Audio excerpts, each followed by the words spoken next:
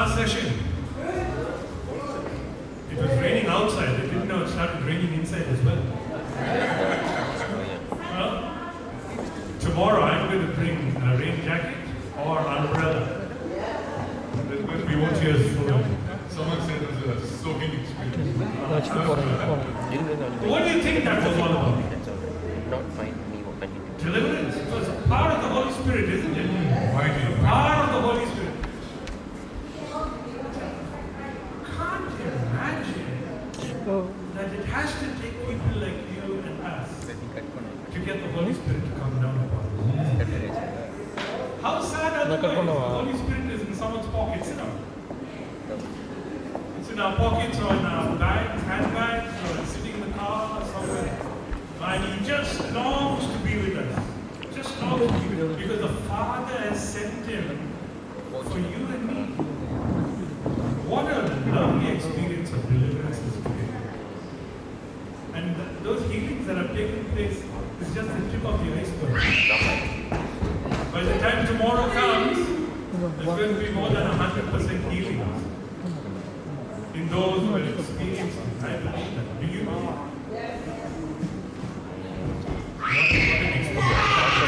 What an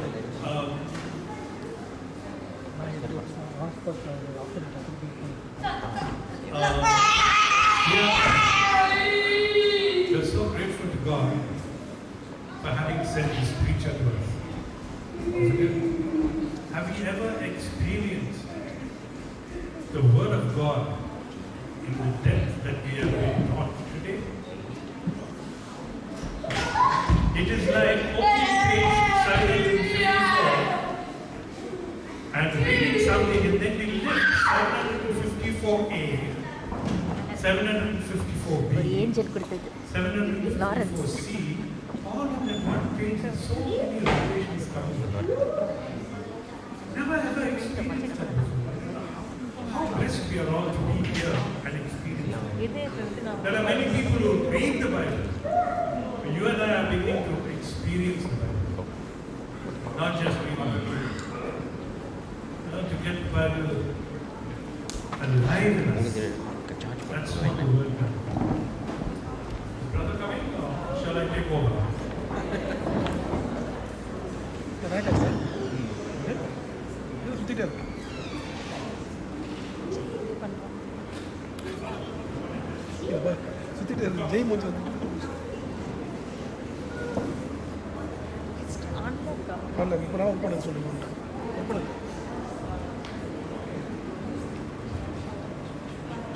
Praise God, praise God.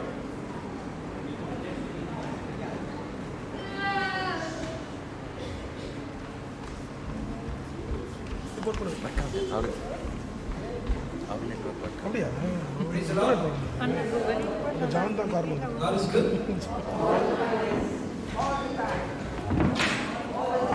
You like tea? You like lunch? God is good. All the time. Praise the Lord. We got an amazing God, isn't it? Yes, a prayer answering God. Yes, He's a good God, loving God, merciful God, compassionate God. Yes. Now, how many of you, after having experienced the love of Jesus, would like to come over in the front and tell the whole world what Jesus has done for you? I'm not going to ask you to stand here for the rest of the night or the evening and night, but just for about 2 to 3 minutes, what you are going through, or you can just specify a particular problem that you're going through, and for how long you had the problem, and how the Word of God has touched you. It will be good if you can actually give us that part where, when you're going through that problem, how maybe somebody came and gave you the Word, and what you did with the Word, and how you got your healing. Amen? And how's your life today? Praise the Lord. So just keep these 4 things in mind. The first thing is how long you had your problem. The problem was. The second thing is, did somebody refer you to the Word? And so, or if God led you, yes. And thirdly, what you did to receive your healing. what was your part?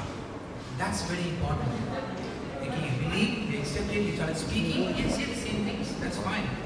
And how is your life today? Yes? Amen? This is to give glory to God. Amen? So how many of you are going to do that? If you are going to be coming in, I would like to see how many of you are going to come here. So accordingly, we can probably take about 2 or 3 minutes, depending on the number of persons are here.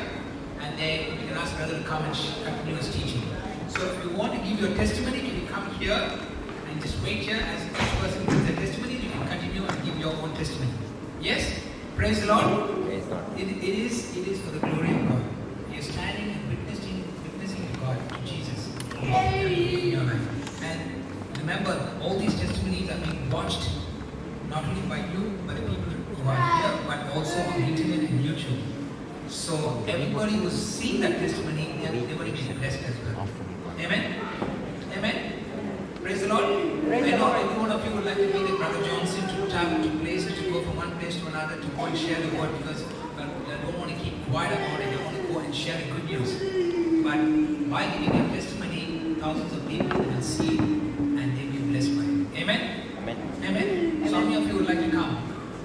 Yes? Please come over this way. And wait, man.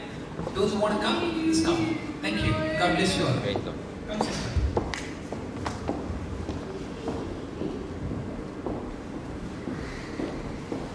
I'm going to say your time starts now.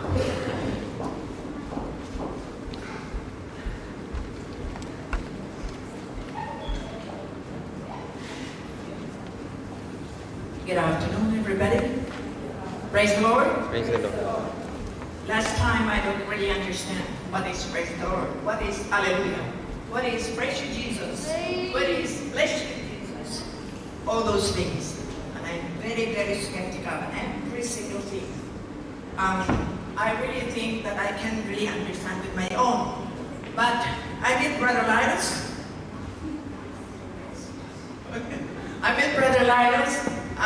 When if accidentally, I was really preparing for my operation on July 3. I met him in May. It was raining and I was really in pain. But I was praying and praying, and it so happened that I want to buy something in Bunnings. And then I was looking for a friend of mine in Bunnings. And then I didn't realize that there was a lady who was going this way to me. And then I said, I don't know this lady. And then I said, what is she doing this way? I don't know her. Honestly speaking, I don't really know her. But I didn't realize she is alive. So I just really pretended I forgot it, and I had to speak to the other friend of mine who is also a friend of brother. And then at that time, that friend of mine said, come on, this is the lady I told you to pray. That's what the other lady said to Brother Linus. But I don't know him, and I didn't realize that it was him because he was wearing the hood. This, how they call it, glasses. And I said, where's this guy? And then the lady said, come on. So we went very near to the cashier in Bunnings, and I'll have to pay something. And he just really laid his hands on me. And by that time, I said to myself, there's something different in this guy. So I was listening to what he was talking, but I didn't understand anything. So I just really say, Lord, just really enlighten me. I don't know what's happening to me. But that is the first time and the starting time that I was able to know what is the importance of the word. Because I always pray. I use the Bible, I read the Bible, but I don't really know how to use the word. And it was him who really hinted me to do this and do that and do that. So I tried. I get a notebook, I put all the things. Then I received all his, link and everything. So what I did, I gave it to so many friends of mine. And they said, it's really very nice. And I said, Mike, I have really pain, aches and pains. Would you mind helping me in praying this word? Because I don't know how to do it. So I done it. And then after that, from that time until I went to the hospital, I always really text him. And then I was in the hospital bed still, but I had to pray for him because he was the one who led me to those things. Now I am using the word very much. And for my health, they will have to say, I have 3 operations. Would you see me as operated right now? I even danced the salsa there in Nariwari. I danced over like that. They said, you are operated. What's happening? And I said, that is my best physician. On the prayer that he had given me, I put a little bit on the bottom. Lord Jesus, you are my ultimate physician.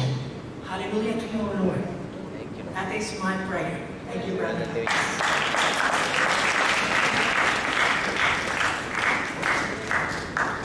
What prayer? No, the whole thing that you have done for me.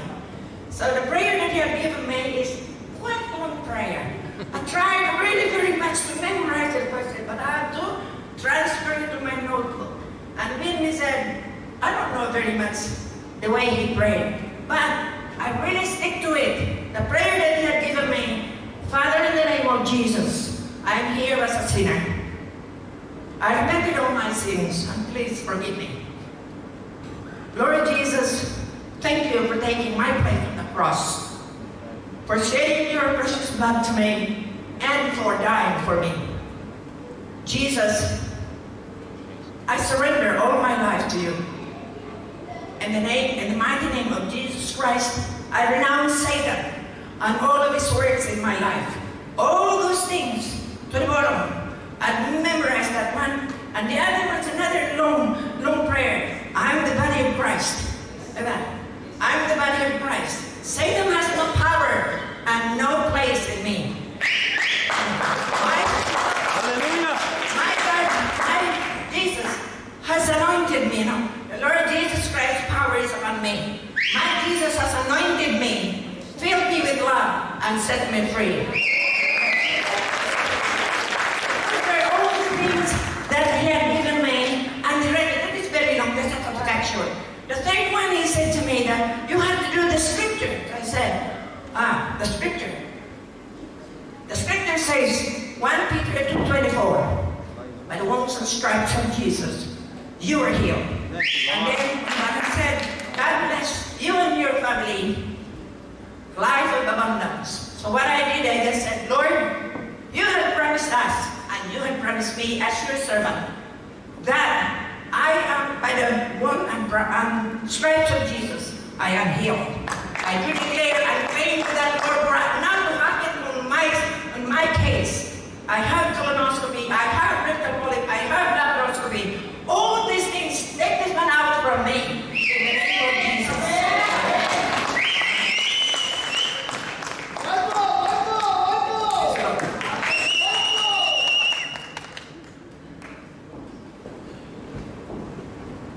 Praise the Lord. My name is Maria, and from the age of 20, I was struggling with an addiction to the internet, the iPhone or any smartphone, and just technology in general. And I didn't realize it was an addiction. I just thought, well, everyone else around me is doing it, so it's not a big deal. But then what happened was, later on I found that I would spend 3, 4, even 5 hours at a stretch on my phone, and I wouldn't even realize it. And then I realized it was literally like an enslavement. I realized I was enslaved. Anyway, so I think it was last year or the year before when I came to one of Brother Johnson's retreats, and I told Brother about it, and he said, confess the Spirit of the Lord is upon me. He is giving you a spirit of liberty, and you are set free. And I was confessing it, but then it didn't change. And then when I went to another retreat, and then the Spirit led me to the word in the series of the Word of God. So in Joshua, where Joshua, inspired by the Spirit, he said, the Spirit of God said, on this day choose whom you will serve, whether you will serve the Lord our God, or whether you will serve the gods that the Amorites worship on the river. But as for me and my house, I will serve the Lord. The Spirit of the Lord then led me to, I think it was the verse where Jesus said, I think in the Gospel of Matthew, you cannot serve two masters. You will love one and hate the other, or you will despise one and love the other. And then these words really troubled me. I didn't want to acknowledge it.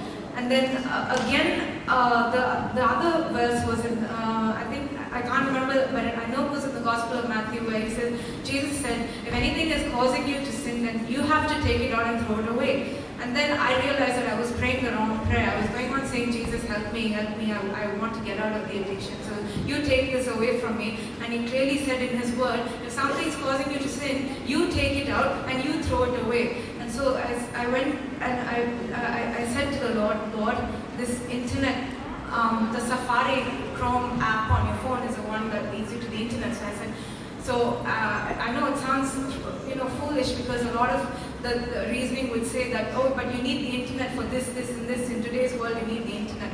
And I deleted the internet from my phone, and I said, Lord, you said in your word that when something's causing you to sin, to take it out and throw it away. So therefore, in your name, I now delete this internet app from my phone, because I'm throwing this away that is leading me away from you, away from my family, and away from serving others, and I throw it away. So now I don't know what to do. I'm going to take my phone with me without the internet, and you have to lead me.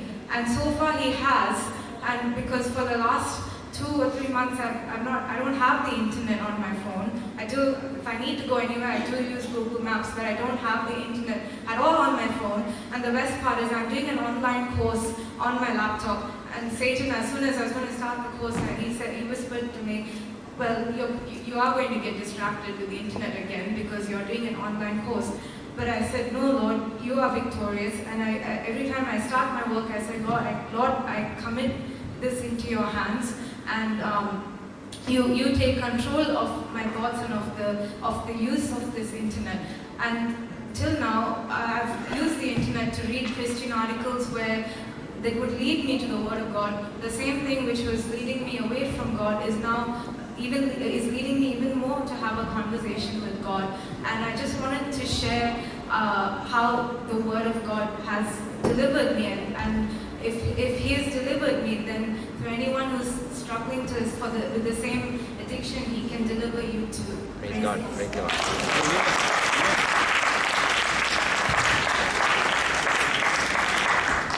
Just want to add to what she was actually reading. You have a white booklet with you?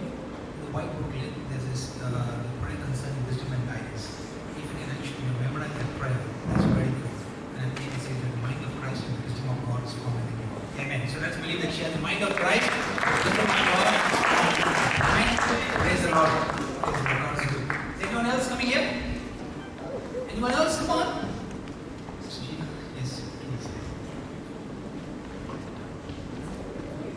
Praise the Lord. Ah. So, about 23 years ago, I was diagnosed with a condition called endometriosis.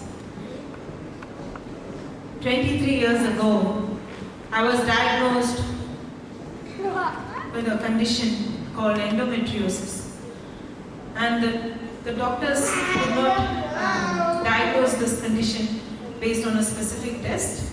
They did an ultrasound scan, and they said, you don't have other problems, so this must be what you're having is suspected endometriosis. So this is a condition where the lining of the uterus goes to other parts of your pelvic region, where every time when a woman has a monthly period, she will have very unbearable, terrible pain all over her stomach. So I suffered with very severe pain, and there was a stage when I could not even walk, and I would just crawl if I had to get out of the bed to go to the bathroom. And there were various medications that were given to me. And about 8 or 9 years ago, the doctors put me on a hormonal treatment, and I was very comfortable taking that. And they told me to take a break every 5 years. And once the first 5 years finished, when I took a break, I was supposed to take a break for 1 year. But even after 1 month, the pain was so unbearable, I went back to this medicine. And this medicine was literally, I was supposed to have a break every 21 days for a week. But when I tried to take that break, the pain started and it was so unbearable, I went back to the drug. And I was taking this drug non-stop for about almost 10 years. And finally, this year, the month of May, the pharmacist told me this drug is no longer being manufactured. And I was in complete shock. And I said, Lord, what am I going to do? I have a full-time job and I have so many activities. So what do I do?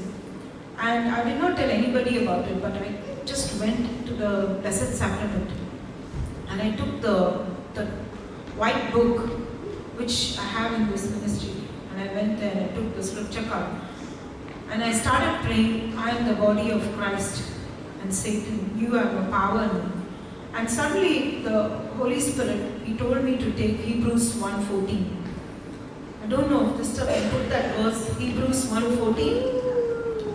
This verse came to me and I opened the Bible and I read this verse. This verse is a very powerful verse.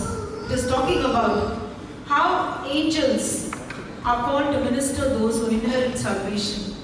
And so I said, Jesus, I inherit salvation because you said if you confess with your mouth that Jesus is Lord and believe in your heart God raised Him from the dead, you are saved. You have salvation. And I said, I'm confessing you are God. I believe in my heart God raised you from the dead and so I'm saved. Now, because I'm inheriting salvation, angels have to minister to me. And so angels, you go to the heaven, to the storehouse of God, and you bring the new uterus and the new ovary and the new fallopian tubes and bring them and fix them in my body. Because this is the only way for me to continue living in this world without this tablet.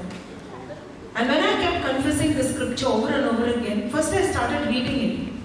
And then after I read it, I made it into a personal prayer. I said, these angels, they are sent forth to minister for me. I, who is the heir of salvation.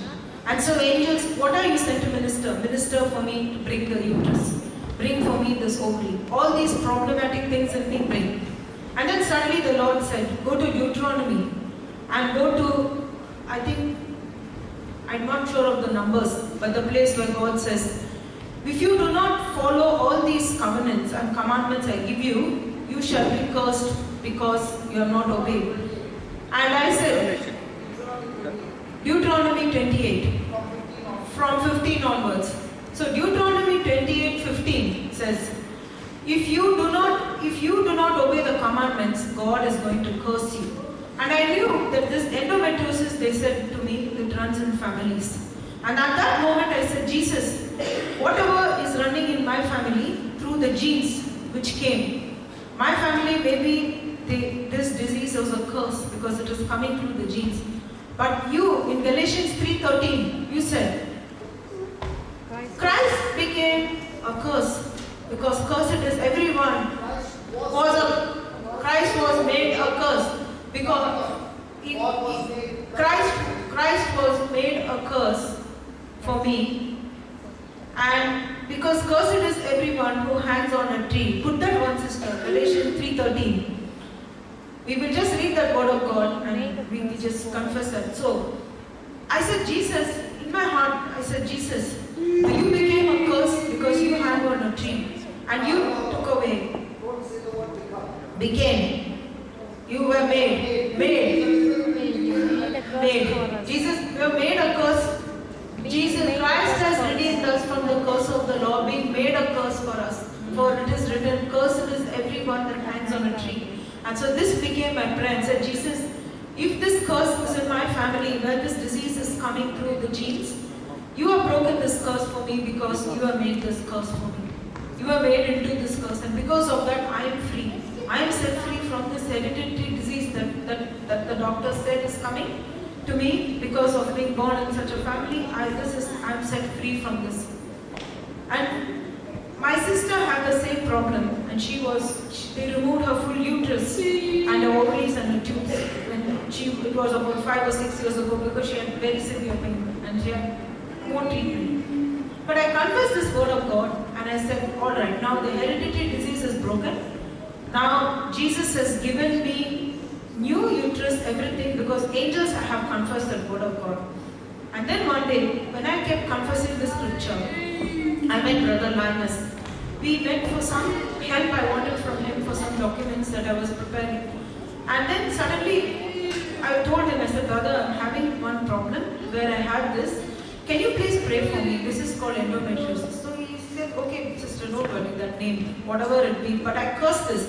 In Matthew 10, I think so 28, Jesus cursed the fig tree. Right from the root, he cursed it and withered. And the same way, we curse this. And then there we are standing in the road, and he prayed this, and I confessed the scripture with him, and I said, we say, two of us, we agree on earth, and we prayed the scripture where Jesus cursed the fig tree and it withered from its root, and then there was no more leaves, no more nothing on them. And this disease is that fig tree which we curse. And after confessing these scriptures repeatedly, I informed my mother, I had told my mother this tablet is not available, and then she said, I will contact the pharmacists in India, then I will also contact in Gulf, my cousin is working there, we'll try and get it. And I said, no, we don't need this, because next day again I told my body, God has designed my body to function in the perfection. My body is functioning in the perfection God designed it to function.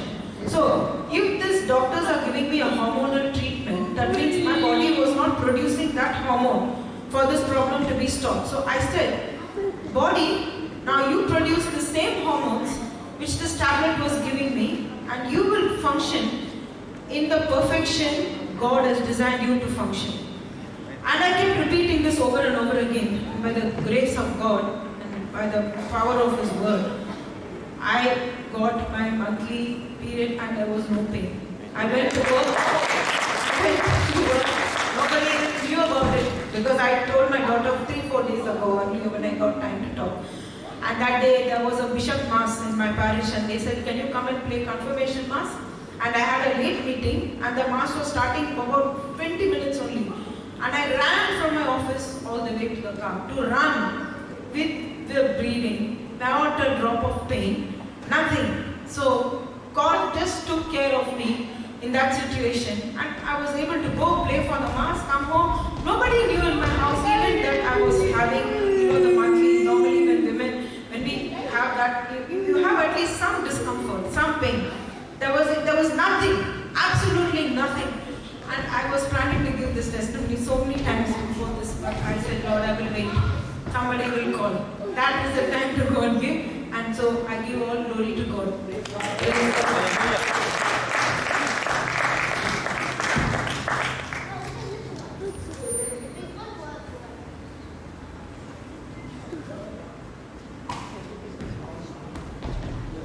Hallelujah. Hallelujah.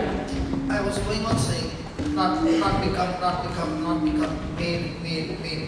And somebody will say, what's the difference between become and made? And when she was saying become, I said, no, not become, made. What's the difference between made and become? Adam was made in the likeness and image of God. Adam disobeyed God and he became a sinner. You and I did not become a sinner. We were made a sinner right from our mother's womb because of the action of Adam. So Jesus did not become a curse. Jesus did not become a sinner.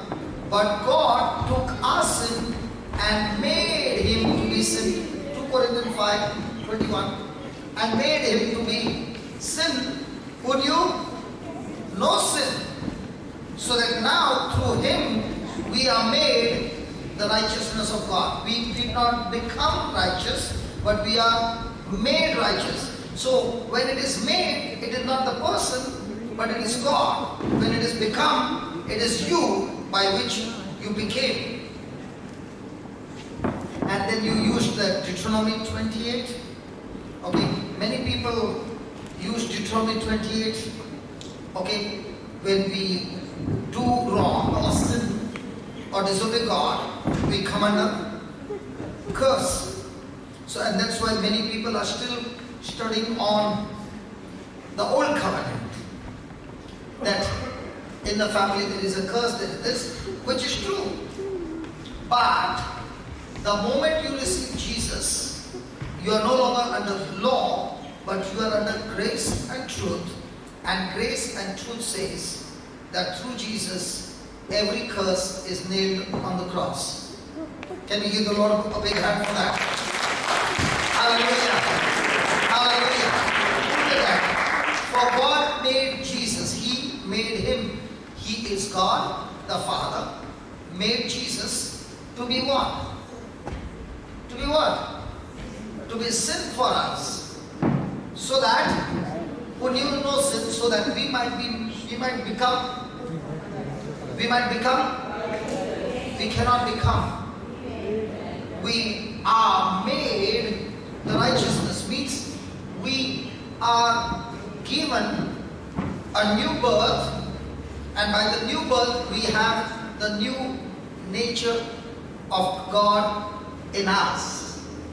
Hallelujah. Thank you, Jesus. Thank you, Jesus. Oh, the wire is long. Why were they not coming? Hallelujah. Hallelujah. Thank you, Jesus. Thank you, Jesus. Hallelujah. Praise the Lord. Praise the Lord.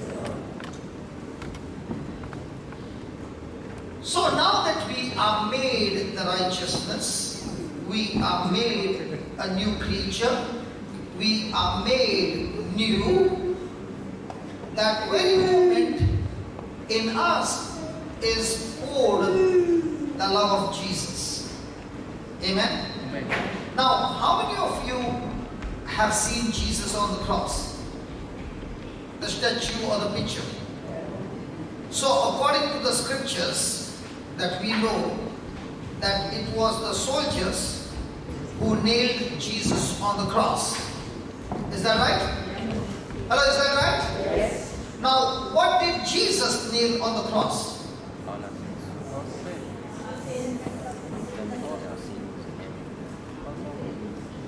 sins. See. Jesus was nailed on the cross. Did Jesus nail or Jesus was? So why are you saying that? Was Jesus nailed on the cross? Yes or no? Yes. So Jesus was nailed on the cross. Did Jesus nail? No. No. Yes? No. No? Who said no? Who said yes? Do you know why I ask all these tricky questions? The reason is much more than me tricky. Satan is bigger tricky. Amen? Amen. Okay, let's see first and then we will go ahead. What did Jesus nail on the cross? That is why you please understand, when you see with your natural eyes, you can see Jesus is defeated. He died, he suffered. He did not fight back. It looks like Jesus is a coward. He lost the battle with our natural eyes. Now, when you are going through any battle and you believe with your natural eyes, your response will be defeat. But you face the same battle and you look with your spiritual eyes, you are operating by faith. So let's look at Colossians chapter 2, verse number 13, 14 and 15. Colossians chapter 2, 13, 14 and 15. Hallelujah. Thank you, Jesus. Thank you, Jesus. Thank you, Jesus.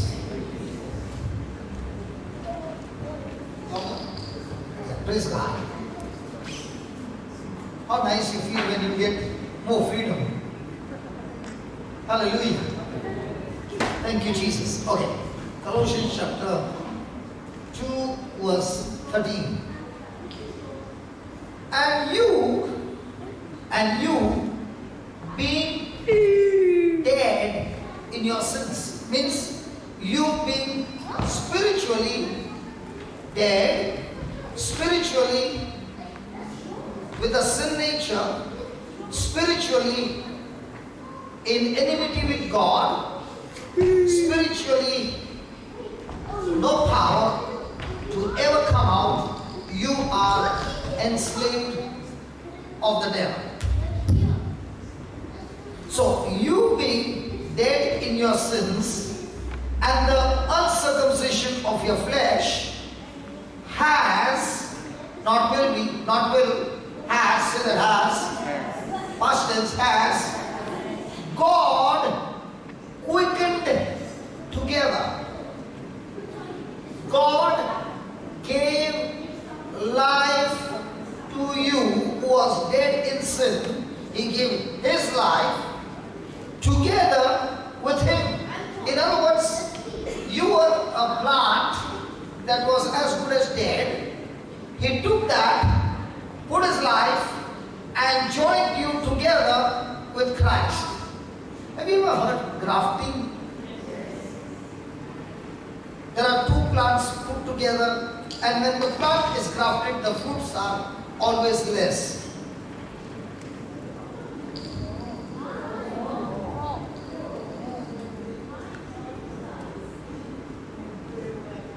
That is grafting of the skin. No, I'm talking about the plants. When the plants are grafted, the quality of the fruit is extremely high and in excess. So you have been grafted into Jesus, who is perfect. Hello, you have been grafted into Jesus, who is perfect. And when He grafted you into Jesus, He did something else. Having forgiven some of your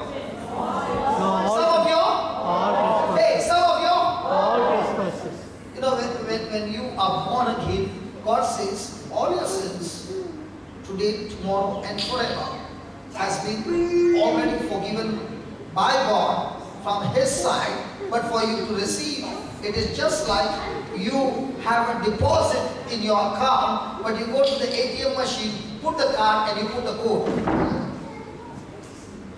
And then you put how much amount you want. And then you get your money. Or does it say, transaction in process, please wait patiently? And what do? You kick the machine and you say, I'm not waiting anymore, and you walk. And I walk in. Who gets the money? Hello? Somebody else gets the money. So, are you supposed to wait for the transaction to get over? That transaction is when I acknowledge with my mouth, believe in my heart, repent of what I've done wrong, forgiveness, transaction is over. Hello. So from God's side, the deposit forgiveness has been done. For me to receive, I have to acknowledge, confess, and repent. All my sins are then. Verse number 14. Blotting out. Say that, blotting out. Blotting out. Some Bible will say erasing. Some Bible will say wiping. Some Bible will say cancelling. Okay? The handwriting of ordinances that was against us. Now, let's say you did something wrong and it's come on the camera. And based on the camera, a search warrant, an arrest warrant has been issued. And I'm the cop. And I come to you and I show you the document that you are under arrest. Now, with this document, can I arrest you? Yes. Can I put you behind bars? Now, the arrest warrant is saying you are arrested and put behind bars for all eternity in a prison called hell. Now, this document is against you. Why? Because you have committed sin according to the law. Now, what did Jesus say? Look at this. Blotting out the handwriting of ordinances that was against us, which was opposing to us, accusing us, which was contrary to us. Jesus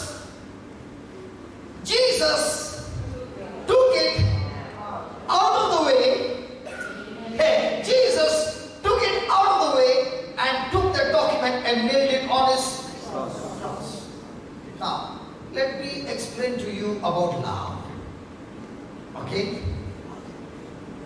Now, during the Roman rule, if a person has done some crime, he would be sentenced for so many years of punishment. So he would be put in the prison, and outside the prison door, there would be a document specifying his name, the purpose for which he's been put in the prison, and what is the punishment. It would be stuck on the door. So any person who is in charge, when he looks at the document, he knows what is the reason why he's inside.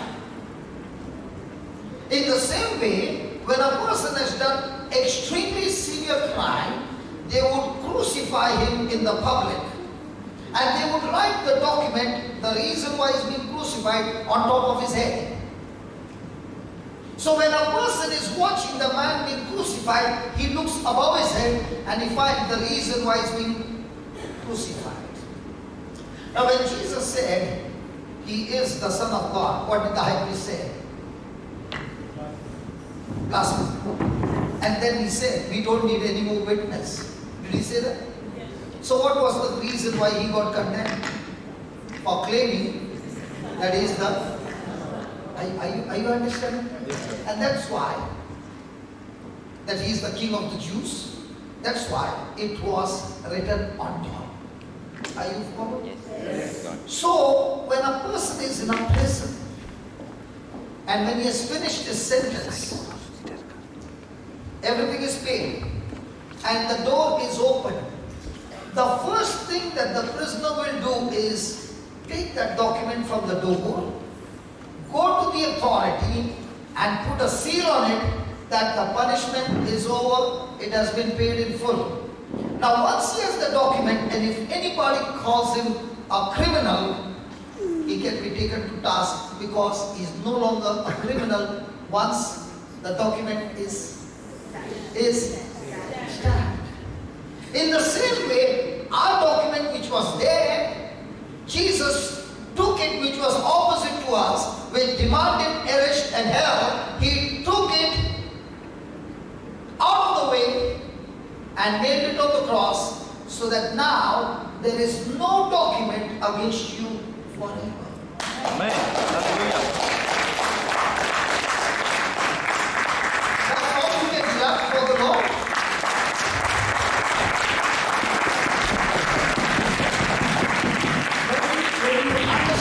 When you understand what He has done, all that comes out of your eyes are tears. Lord, I don't deserve. And you did it all. That now, when the judge opens the book of life and everything is recorded, the devil is saying, he did this, he did this, he did this. And the judge says, okay, open the book. And when he opens the book, he sees only the blood of his son Jesus and everything wiped out. On your document, everything is saying clean. Hello? Yes. Hallelujah. Oh my God.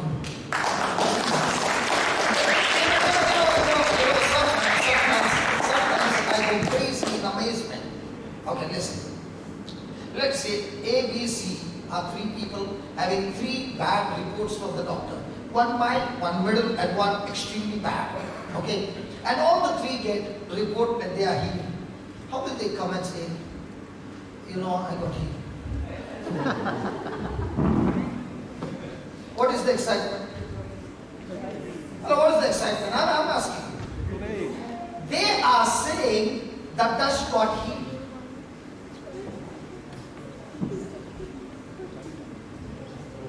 The dust got healed. What you shared the testimony is all about the dust got healed. Your body is made of dust and it's going back to dust. And that dust got healed and you're screaming so much. Imagine when your soul is set free. How much should you scream?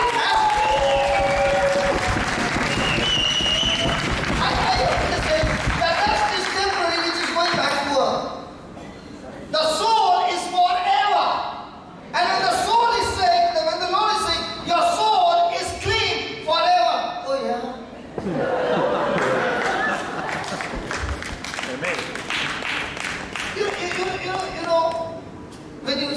natural eyes, my body got healed. How much money you spend to decorate earth? A lot. Dust? A lot. A lot. Do you decorate the dust? Yes. Some people want to take the photo of the dust. And then they put it on Facebook. And everybody is admiring the dust. Yes. And then they say, there is dark line under the dust. That is also depression. So what should you decorate? The soul. Do you know what's happening now? Now is the decoration of the soul. Amen. Hallelujah. Hallelujah. Hallelujah. What that baby shared. Amazing decoration of the soul. I used to be in addiction of the internet, but I don't want it. I want to come out. Jesus help me. Lord, let me cut off myself. Wow. Amazing. Healing of the soul. Isn't that true? But what is our testimony? All about the dust. And we know how to go to the parlor and spend 5 hours decorating the dust. All the men learn from this woman. Amen. Praise the Lord. Lawrence, you and Brother Jay don't laugh. You all spend how many hours? Jay? Maybe less than a second.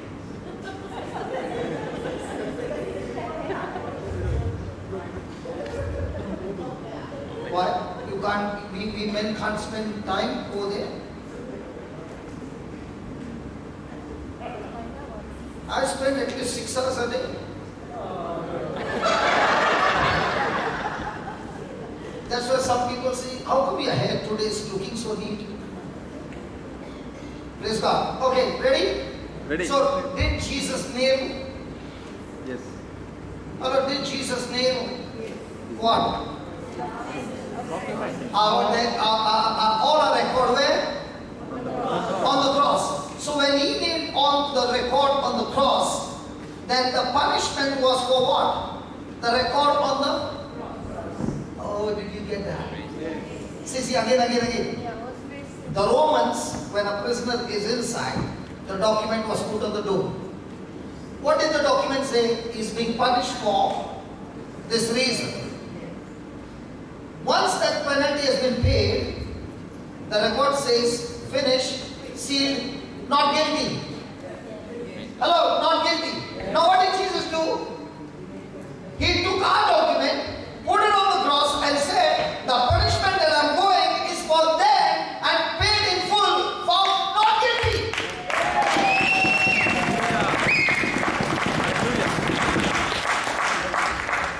Are you understanding? Yes. Now, with your natural eyes, are you guilty?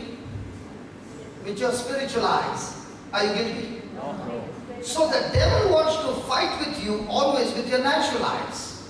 And when you're facing the devil with your natural eyes, you always are a victim, a loser. That's why God's love is not activated or in action in the natural. It's always by faith in Jesus. Amen. So you take the battle from natural to the spiritual, you win all the time. Hallelujah. Now, for example, how much in the natural way you pray, God give me, God give me. I'm not feeling anything. Jesus, nothing is happening. Nothing is happening. No power. Brother Jonathan, no power. Fingers are not shaking, Lord. Now, did her fingers shake? No. Now, this time, did she receive it by faith? Yes. So now, what's she holding? What happened? Are you following? So, are you supposed to study the Word of God with your natural mind or spiritual mind? As long as you are with your natural mind, with your senses, this will never work. It cannot work because the system is wrong.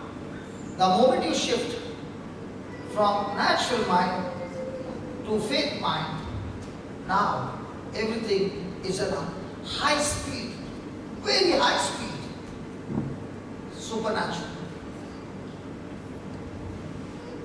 Now, isn't it looking funny that she's telling the angels get the spare parts? Hello? Yes. She's saying, I want new uterus, new what? Tube, new ovaries, all that new, and get it repaired quickly. Now, have you ever heard prayers like this? Get the spare parts. But now, is she saying get the spare parts to the angels based on the scripture? Yes. Now, did she speak by faith? Yes. Did it work? Yes. Now, 10 years, what was she saying? God, heal me, heal me, heal me.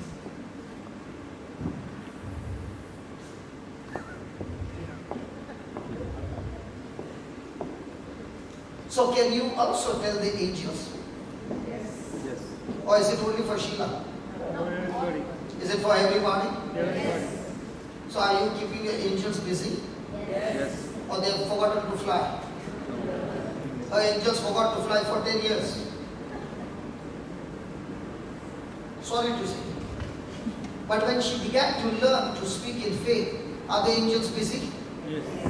Now that she understood grace, now are the angels going to be more busy? Do you know what we Catholics have got? We have got a more powerful gift than anybody. You know why? Because we Catholics are used to repeating rosaries. Yes. So we can repeat scriptures as well. Yes. Yes. God. Please get that. God is hallelujah. So let's take for example, a person has got no children, not getting children. Okay. Is it God's will for them to be barren? No. No. According to Jesus, according to the word, the covenant with Abraham was you and your descendants shall multiply. Now the question is, are you a descendant of Abraham? Yes. Are you a descendant of Abraham? Yes. What, Abraham came to India or what? Strength. Are you a descendant of Abraham? Yes. Did he come to your country? Hello?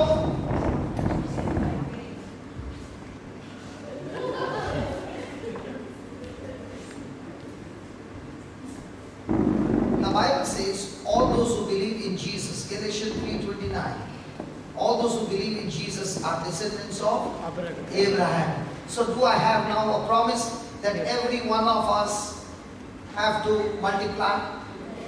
Hello? Yes, now.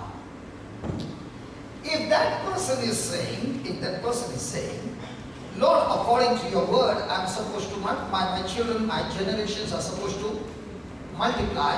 So angels, whatever has gone wrong, I speak to you, set them right according to the word of God.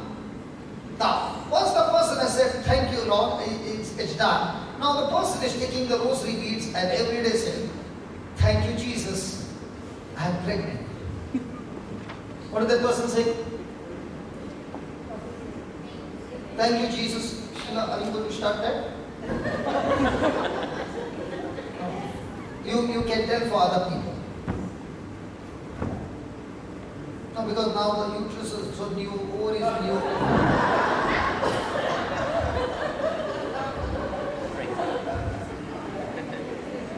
Hallelujah. And I'll tell you, please, no joke, okay? I'll tell you, I've seen so many by confessing. Thank you, Lord Jesus. I'm pregnant. Thank you, Lord Jesus. I'm pregnant. The curse is broken and I'm blessed. And the lady calls me and says, this was the shortest prayer and the quickest effect. Why? Because you are speaking. What are you planning? Are you sure?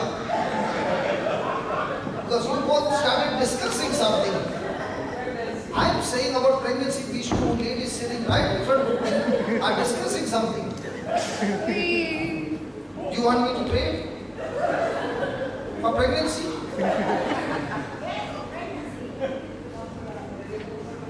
For your daughter, praise God. So now, let's say the daughter is not in the Lord. Okay? But can your prayer get her still pregnant?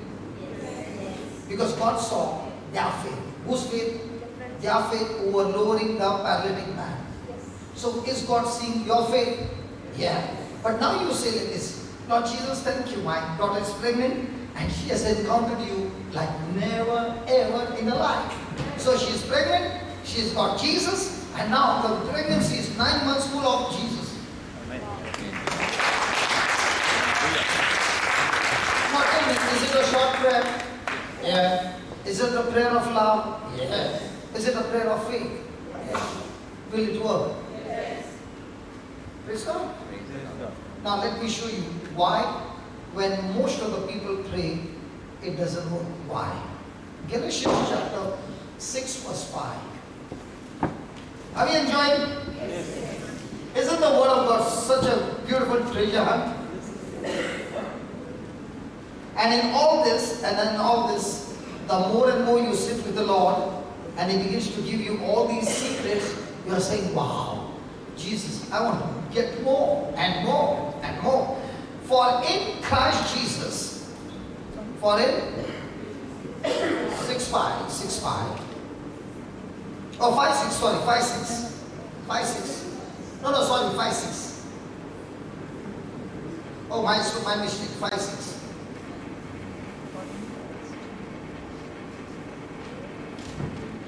For in Jesus Christ neither circumcision availeth anything, nor uncircumcision, but faith. Come on, read it. But faith working by love. So, as long as a person is believing and working on God's love, is he going to be worried? No. Is he going to be in fear? No. Now, will faith work? Let's put it this way.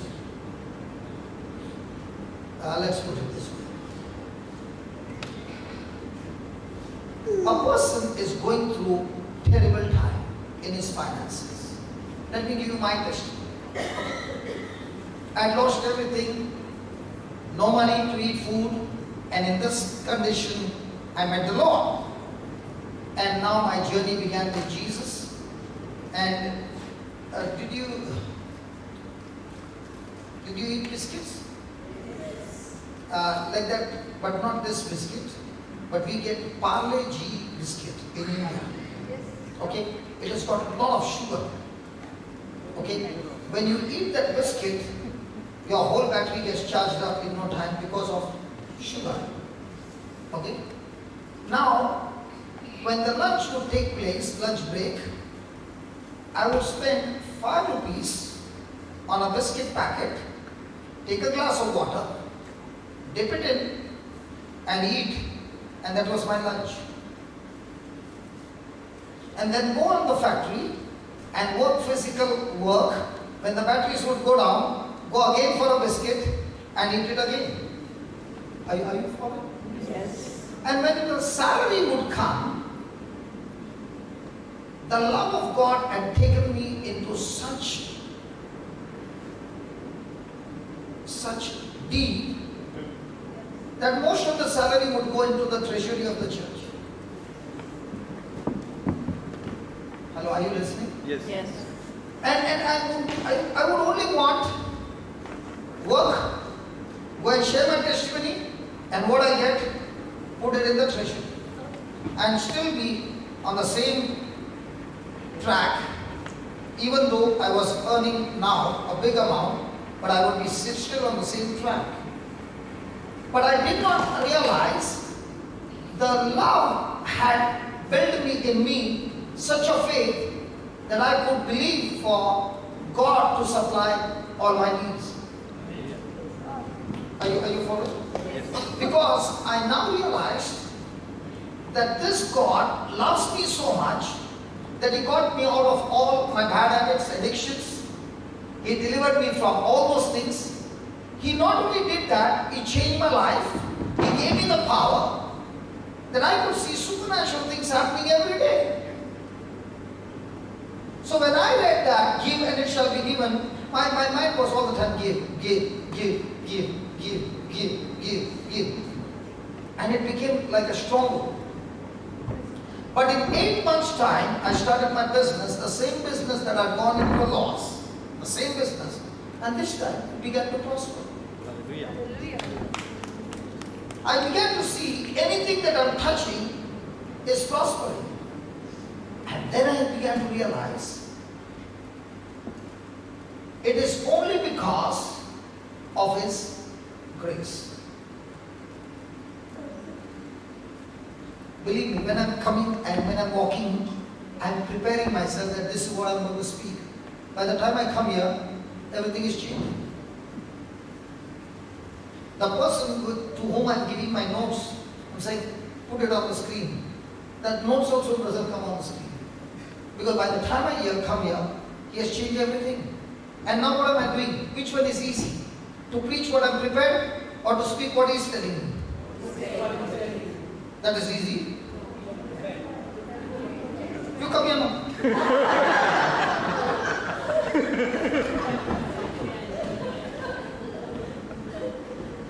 But when you begin to depend on Him, it's amazing. It's amazing. So every moment when you're depending on grace, every moment you are operating by faith.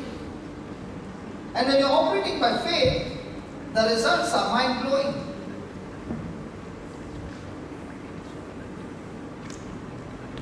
So I can operate by faith only if I know that He loves me. Now tell me, is it easy to empty your purse? Don't worry, I'm not taking any collection. I'm asking you, is it easy to empty your purse? No. There used to be times when He would say, empty your purse in such a way that to go home, there was no money. And I would walk 7 to 8 kilometers. And I would say, at least tell me to keep the bus ticket. And He would say, let's talk. Let's do this. Let's do that. In my early days, it was crazy. I would be sleeping at home and the Holy Spirit would say, get up, let's go to work. And He would say, go to this place and knock at the door and do this. And I would go to people's house at 5 o'clock in the morning. In the cold winter on the bike. And I would go there and this is what happened. I went to a place and there's nothing closeness. Rang the bell and he said, you know, I knew I'd gone once, so I rang the bell and he said, what happened, brother, everything okay? I said, no, I'm asking you, everything okay?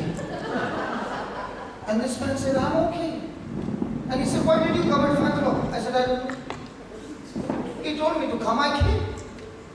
He said, listen, I have to go. I said, God told me to meet you. No, you don't have to meet me because I'm all right. You know, I am in Legion of Mary, I'm in Vincent de Paul, I'm in this, I'm in the choir, I'm this. So I don't need you, my wife needs you. You go and talk to her. I'm going to work. In Bombay we go to work very early. Okay? And I said, God, 40 kilometers to travel and this is what I get? That too in the winter on the bike. With a newspaper in front. Insulation.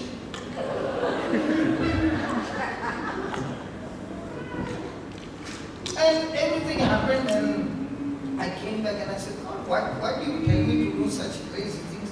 And I forgot, he forgot, everything forgot. And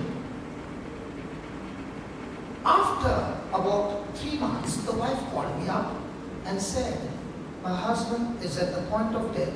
Can you please come and meet him? The same man.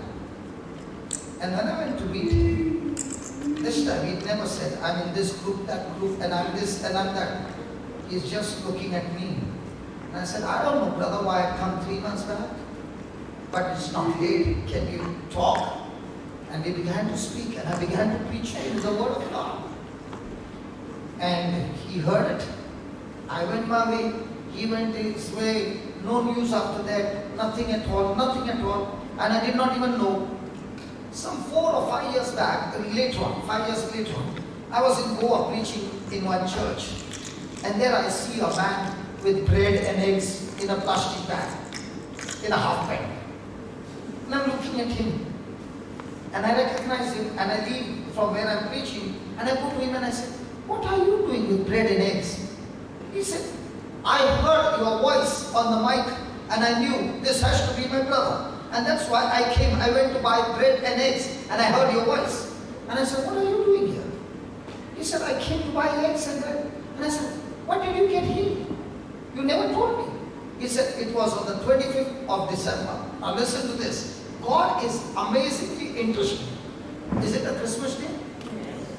Hello? Yes. Now, on that day, everything is planned in the Mass, the choir, the first reading, the second reading, everybody will be particular. On the 25th of December, okay, the morning Mass, the first reading is over, the second reading man is missing. Nobody knows where he disappeared. And the priest is looking, everybody is looking, and on that day, this brother told his wife, "Just take me to church.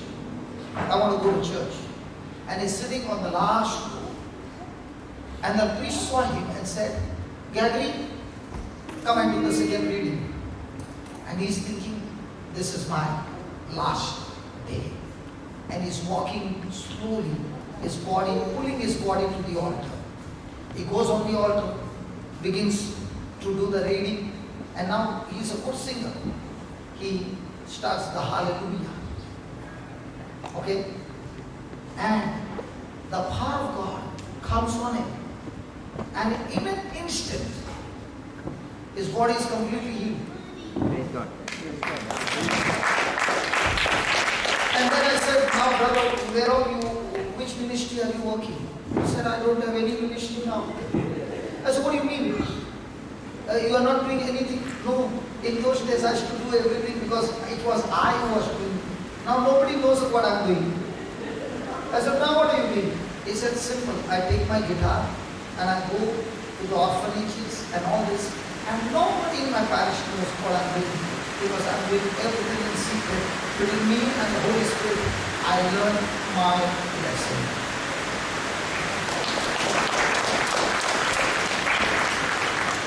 And then he said to me, on that day when he came to share with me the word of God, I was so much proud because I was the leader of so many groups in his house wall and the parish church wall is common.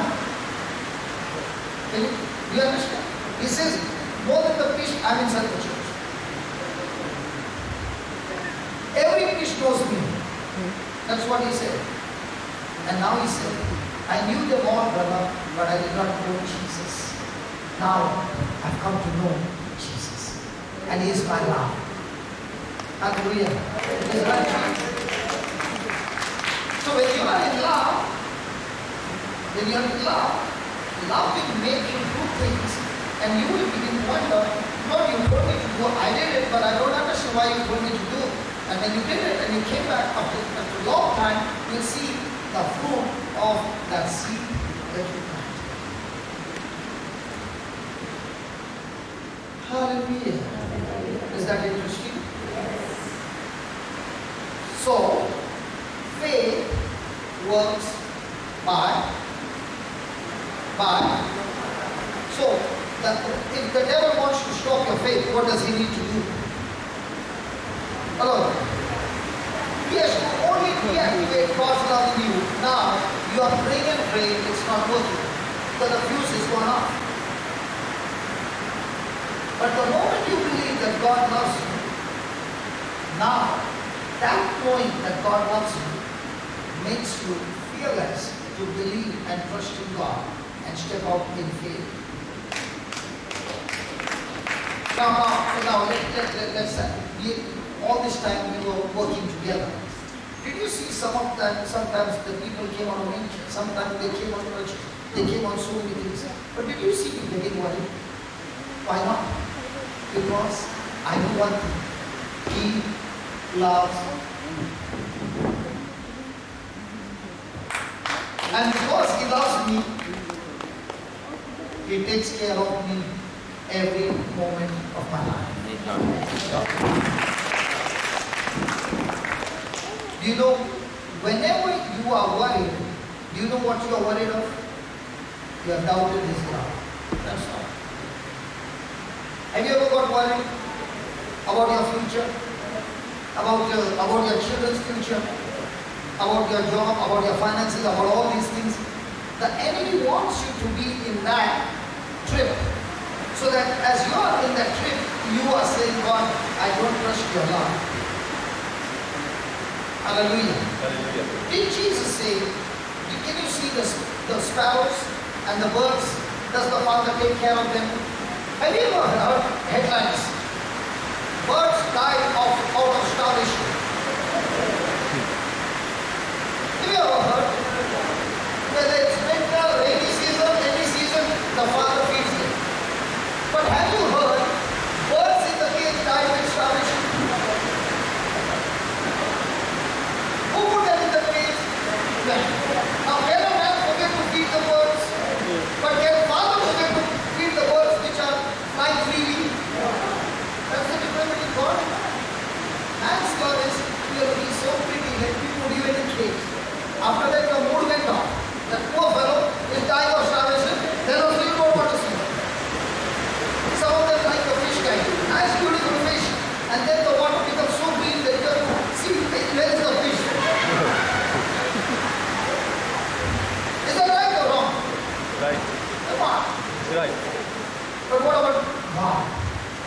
He looks up at every part and He's saying, are you not more precious than these birds and fishes and all these things? Will the Father abandon you? Huh? Fish gets food, you won't get food. Praise God. Hallelujah. Praise God. What are you thinking, sister? Tell me, you got something in your heart. Come on, go ahead. Ask.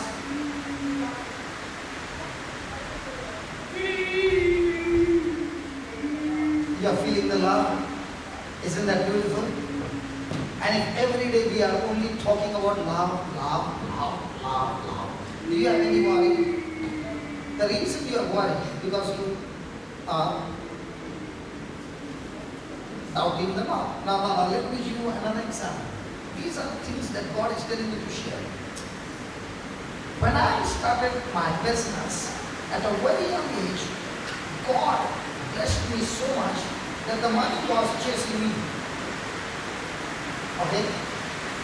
How can you believe that money comes more fast and easy and at a high speed? You get friends also at a high speed. And they teach you how to spend the money at a high speed. And they teach you the things that you never knew before.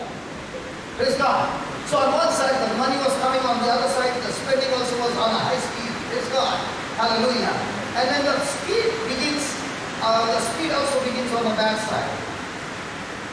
Right?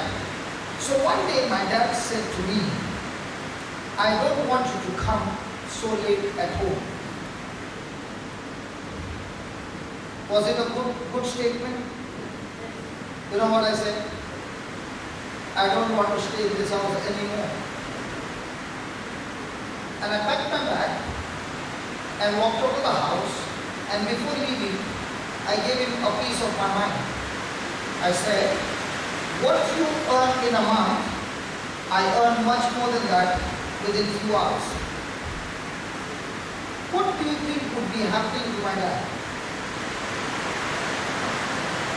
My mom began to cry, and I said, nothing, I'm not staying anymore. And I walked out.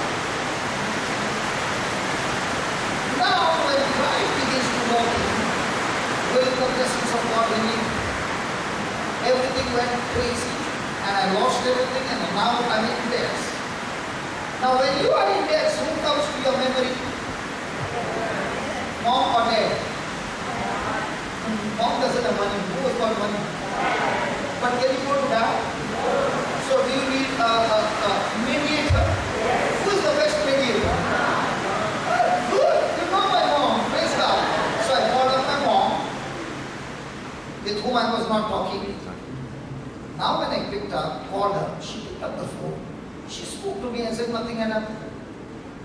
And I told her, I'm in trouble. I need money. If I don't pay, I'm in big trouble. She said, don't worry, I'll talk to Dad. And I don't know what they spoke. And Dad said, meet me, I will hand over the money. And he came and gave me the money that I needed. But he did not ask me a single question. He did not even tell me the dialogue. And he just walked out as if nothing had happened. And that is a memory that God put in me. If my imperfect father can come to my rescue when I have sinned against him, how much more will my heavenly Father, who is perfect, will always be at my rescue? I learned more about God looking at my life with my father and mother's relationship with me. And that's when I began to understand that God's love is super, super mighty. And all that I need every day is to trust His love. And when you trust His love, there is no fear. There's absolutely no fear. And that's why He says, perfect love casts out all fear.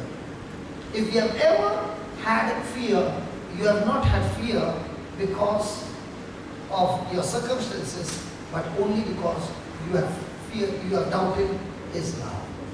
And how does the devil make that happen to you? He wants you to all the time keep looking at what?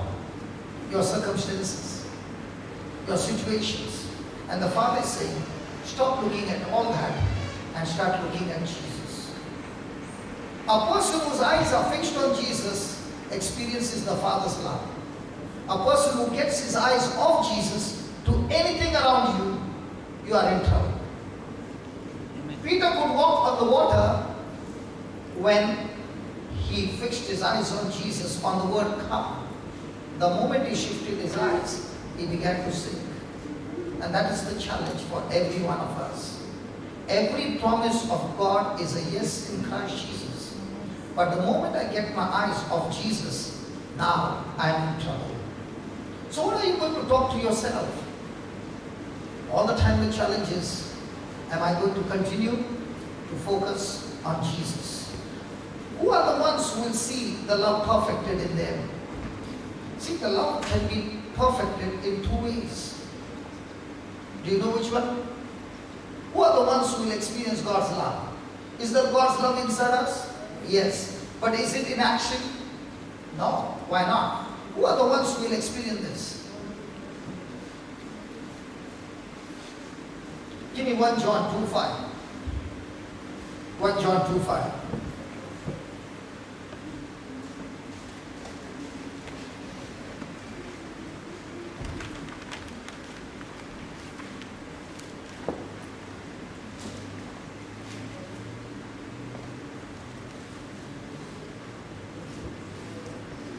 Don't you get amazed that, now you will see me here. As soon as this is over, you'll see me in another country, standing there full day. Then you'll see me in another country. And this goes on for months together. Are you not amazed? How this fellow is going now here in 18 degree, then I'll go to 50 degree, then I'll go to 2 degree, and then I'll go somewhere, and then I'll come to India and swear. Now do you know why my color is like this? Okay, read it. Whosoever keeps His word. Hey, hold on. Whosoever keeps His word. Now the question is, are you keeping His word or the doctor's word?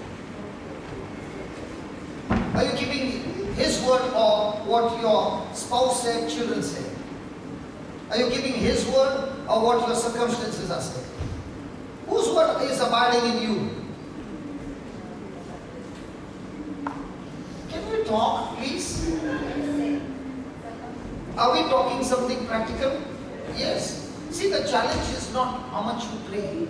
The challenge is how much can you keep His word in your mind, in your heart. change your thinking.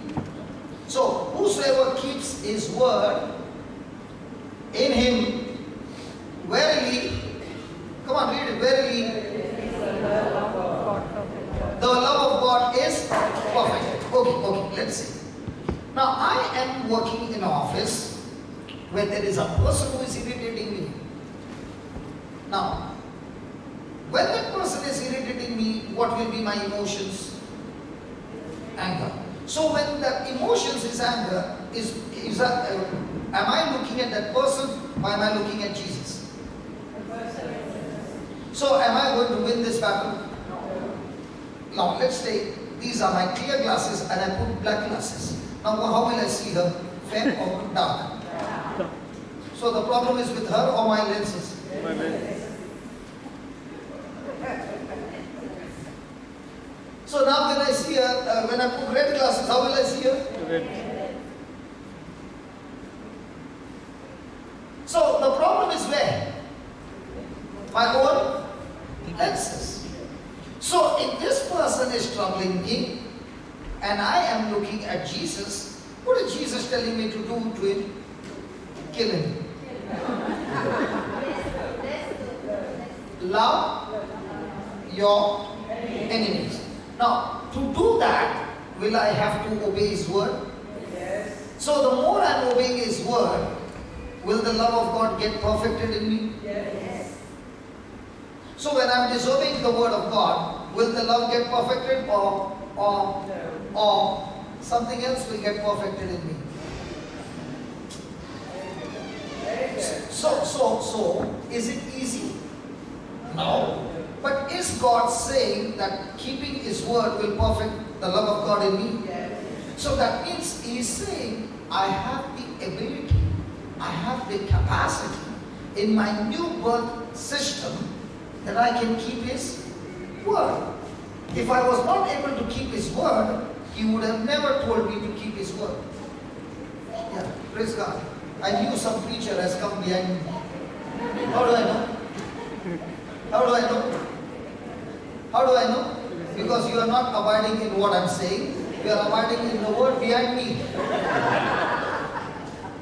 Now can you see, just a small baby could get your focus off the word.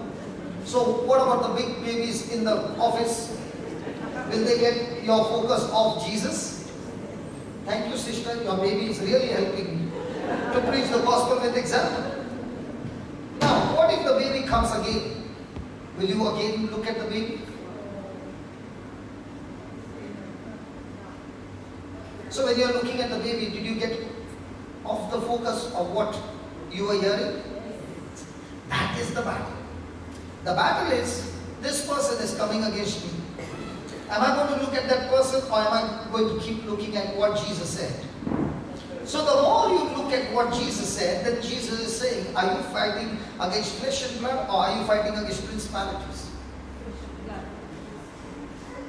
He's saying you don't fight against flesh and blood, but you fight against the principalities. But where do we end up fighting? Flesh and blood. Flesh and blood. So is it going to take practice? Is it going to take again and again doing the revision every day before going to the office? Because you already know in the office what is the reception waiting for you. So are you preparing yourself? Lord, I thank you, I thank you, I thank you. This time, this person is going to irritate me. I'm going to keep on saying, God bless him, God bless him, God bless him. Even though I don't feel like, I still say, God bless him, God bless him. I thank you, Lord, that faith is not a feeling, faith is not an emotion, faith is my decision, and my decision is God bless him, God bless him, God bless him. Lord, give me opportunity to speak good about this person. Lord, let me look at you in him, O Lord. Lord, I thank you that you are blessing him, blessing his family, blessing his household. I thank you, Jesus. I thank you, Jesus. Oh, thank you, Jesus. Now you're preparing and going. Now when you're preparing and going, and the same thing happens, are you caught off guard or are you already on guard? Now with this kind of practice for 1 month, is it going to become a new habit? Now what's your lifestyle? No reaction, only action. You know what's the reaction? I did this to you. You did this. That's reaction. I did this to you and and you're saying, God bless you. That is the response. I did this to you. You didn't. That's what? Reaction. Do we have reaction in the office? And by doing the reaction, did you get any victory? But don't you think now, because of this person, I am learning to keep the word, and because of which I am practicing, and according to Jesus, He has given me His love, and He has also given me the ability and the capacity. So now when I am practicing, is it changing my lifestyle? Yes. Now because I am practicing in the office, is my husband happy now? Why? Because the same practice I am able to withstand all pressures at home. Yes. Now you are saying, I thank God for the person in the office, he is giving me good training. Now I can face my family members as well. So Lord, I thank you. Practice in the office, practice at home, practice everywhere. And praise God, if I fail, I can still go to the throne room, sit on the throne, and start saying, Lord, I fell now. Please help me to stand again. Praise God. Now, do you know, all men and women fall, but great people, they get up and take the test again. Hey, come on! Tell the neighbor, he's talking about me, the great person. Now what did you do? You spoke your faith. And those who did not speak, they never believed that they are great people. So when I look beside some of the students bunk the class.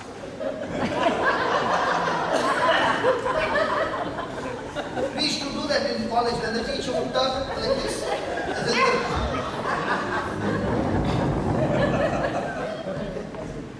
And do you know what happens when you bunk the class?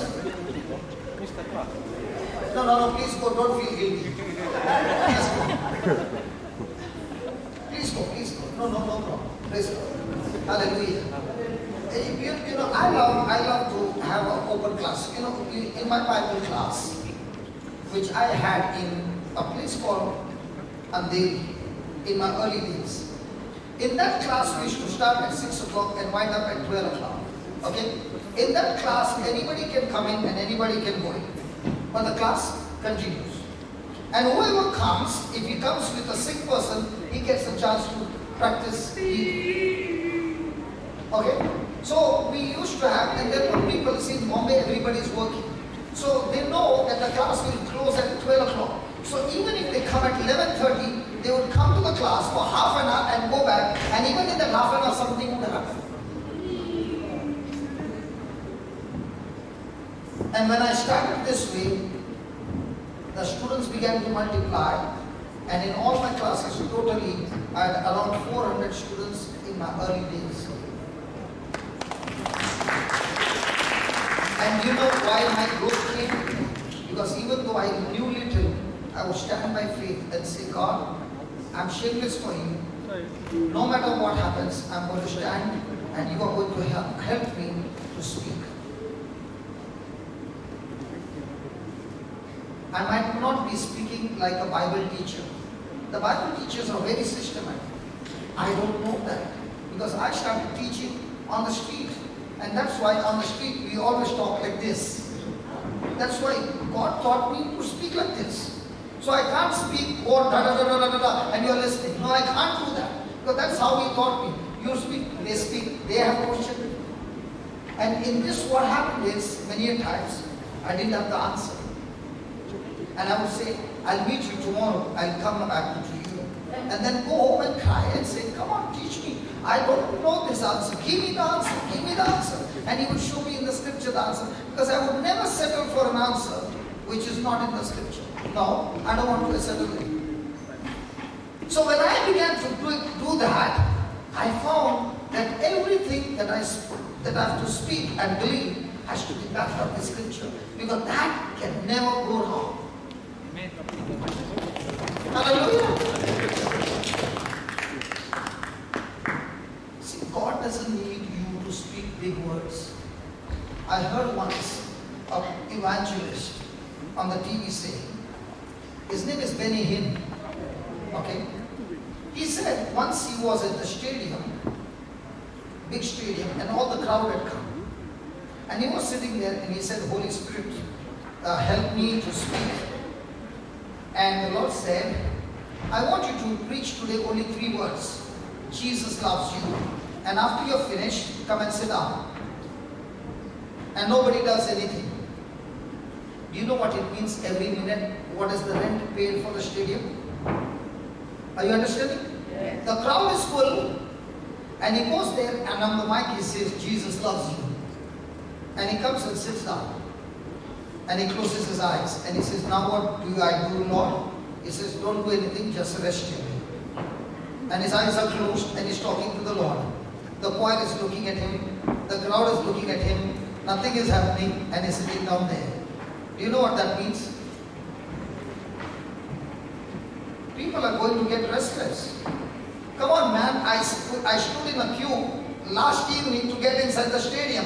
And all that I hear is 3 words, Jesus loves you. 10 minutes are gone and it looks like 10 hours for him. Because everybody's eyes are fixed on him. Nobody's moving. And he says, Lord, what do I do? They are all looking at me. You look to me. Don't look at them. 20 minutes are over. 30 minutes are over. Nothing's happening. And he says, Lord, please help me. I don't think so. Now, please.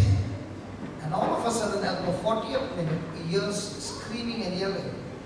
The anointing starts from the top of the stadium. People all falling on the stadium because he depended on the Holy Ghost. When I heard that, I said, wow, that means you don't need a big preaching. You need only what you want me to speak, only what you want me to speak. That's all. So Lord, I'm your mouthpiece, HMV. You know HMV? His master's voice. We have got the HMV, so I am HMV. Standing here and talking what he wants me to speak. And if he says shut up, you shut up. Praise God. Hallelujah. If he says go ahead, go ahead. And as I began to do that, I saw that when I finished my speaking, people will come and say, hey, I came with some questions and I got the answer exactly what I wanted to hear. And I said, I don't know. But he knows what has to be given to you. Is that right? Yes. So do you need intelligence or do you need him? The more you are preaching with intelligence, it's called as a motivation talk. After 30 minutes, people go dry. That's why you have to give them break every hour.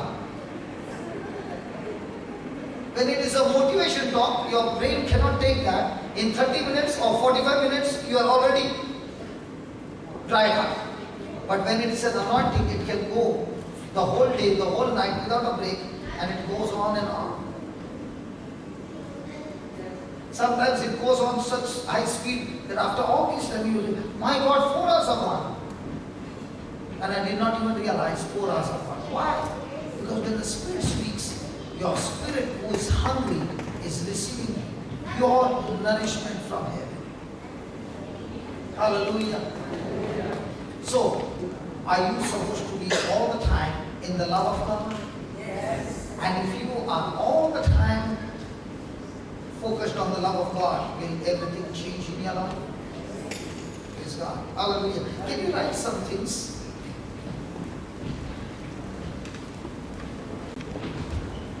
I'll tell you, today's class has been absolutely different from all the classes. Yeah, my time's up. Yeah. I've just started. Okay. 10 minutes. The love of God was put in us. The love of God was put in us at the time of the new birth. At the time of the new birth. We can love with a Jesus kind of love. Please underline that. We can love with the Jesus kind of love and operate in the Jesus kind of faith.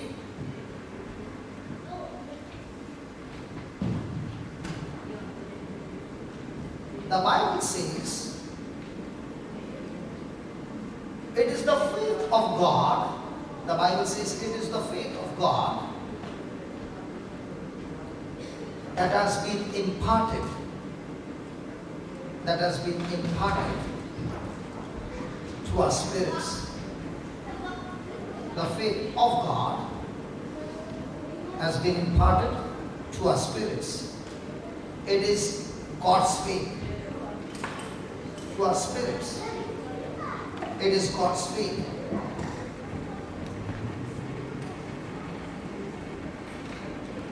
If I did not have the capacity, if I did not have the capacity for it, if I did not have the capacity for it,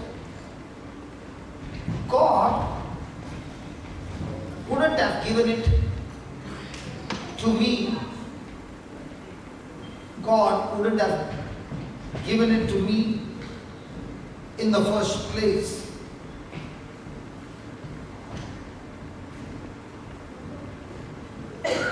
God certainly would not have commanded me. God certainly would not have commanded me to walk in something,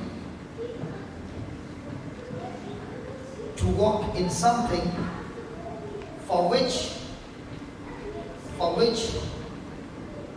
I did not have the capacity, for which I did not have the capacity.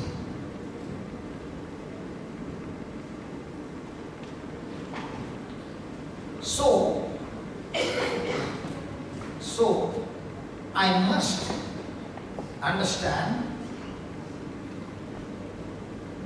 that the new birth gives me the capacity. The new birth gives me the capacity of God's love and God's faith.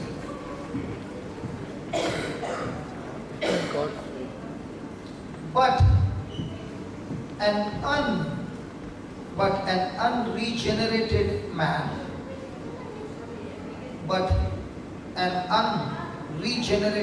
that is a person who is not born again, cannot walk in this kind of power.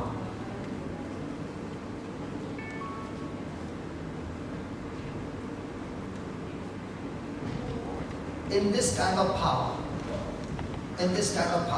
Put that Mark 2:22, please. Yes. Mark 2:22, please. Isn't it interesting? So tomorrow also we'll continue with the law. Yes. Yeah? Yes, Okay. brother. And you are also invited tonight, today evening also we are going somewhere. We'll put it on the board. You are invited to come for that class as well. This evening, we are from what? 7:30 to 12. 8 to 12. Tonight also 7:30 to 12. It was an emergency meeting called by the Holy Spirit. Oh, there it is. 19th October, Saturday. That's today, 7:30 onwards. He has not put the time as 12. It can go beyond that as well. But this is Holy Ghost meeting. Praise God. Hallelujah. At St. Lawrence, no. At Lawrence and Suzanne's home. I got St. Lawrence and St. Suzanne's home. 308 Cassifields BND Cram for each week. What is week? Victoria. Week 3977. Those who are outside Australia, you can take the phone number and be there. Praise Praise God. 04 international call 614-51-433-587. Praise God. Will I need to do a good job in announcement? Will I get a job? Yeah. Hallelujah. Hallelujah. Thank you, Jesus. Okay, please put that, Baba, Mark.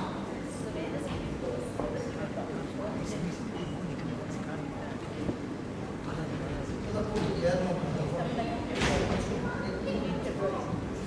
I know that. Okay, now watch this. Watch this. No man puts new wine into old bottles, else the new wine does burst the bottles, and the wine is spilled, and the bottles will be marred, but the new wine must be put into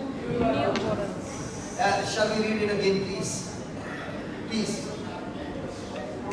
No man puts new wine into old bottles, else the new wine does burst the bottles, and the wine is spilled, and the bottles will be marred. So the new wine must be put into. Do you know what Jesus is talking about? He's talking about the new birth. If the person is not born again and God puts the new wine, that is God's love inside of you, you will be destroyed. And that's what we find in the Old Testament when people were carrying the Ark of the Covenant and somebody touched the Ark. What happened to the man? He died instantly. What about the Holy of Holies? If the person is not prepared, the high priest is not prepared, sanctified, and he goes inside, the very presence of God will what?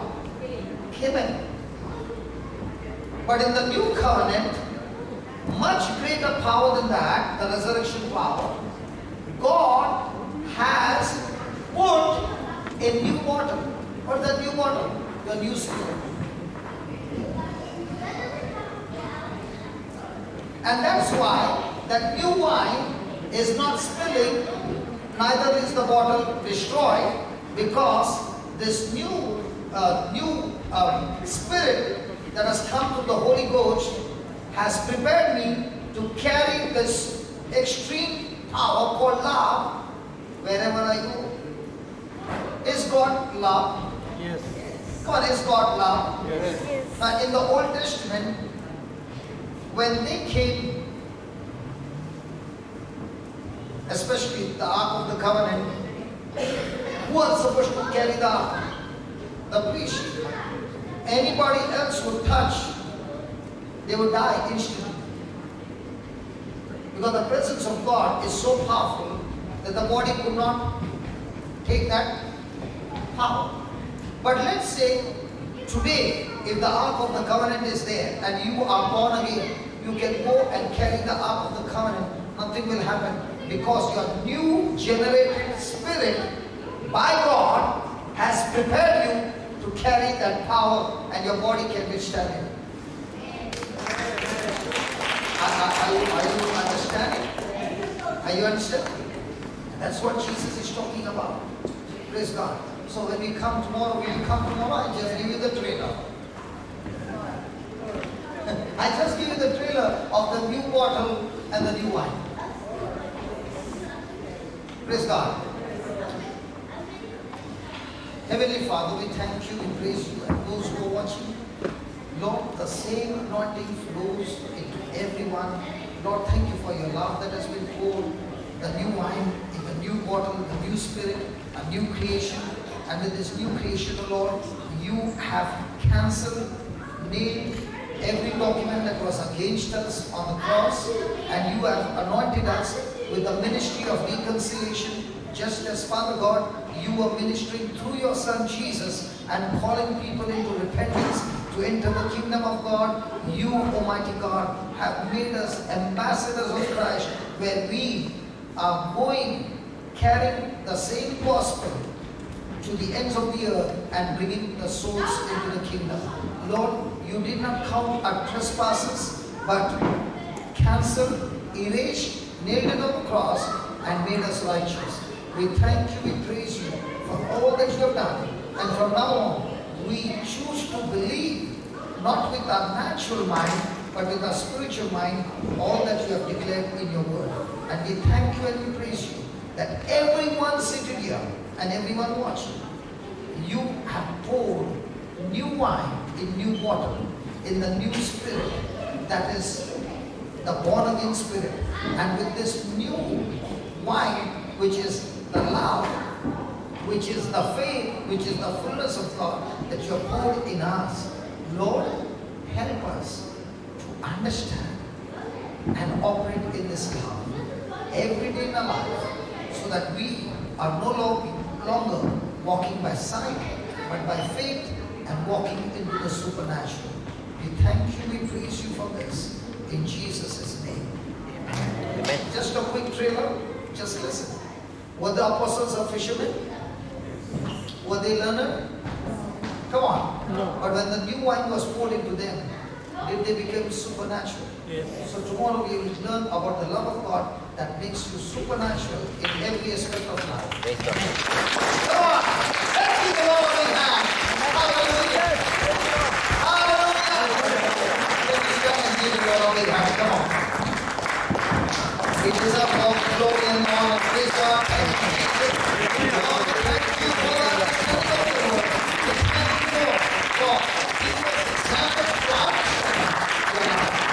What we understand in the life is so little, but at the little we can see your glory. So help us to know you more and more through your love. In Jesus' name. Thank you so much. Snatch some people who are sick, bring them here. Praise God. Let's kill that sickness tomorrow. Okay. Thank you very much. God bless you, love. Hallelujah. Okay, brother. Now you taking that camera? Show me. Can you take I just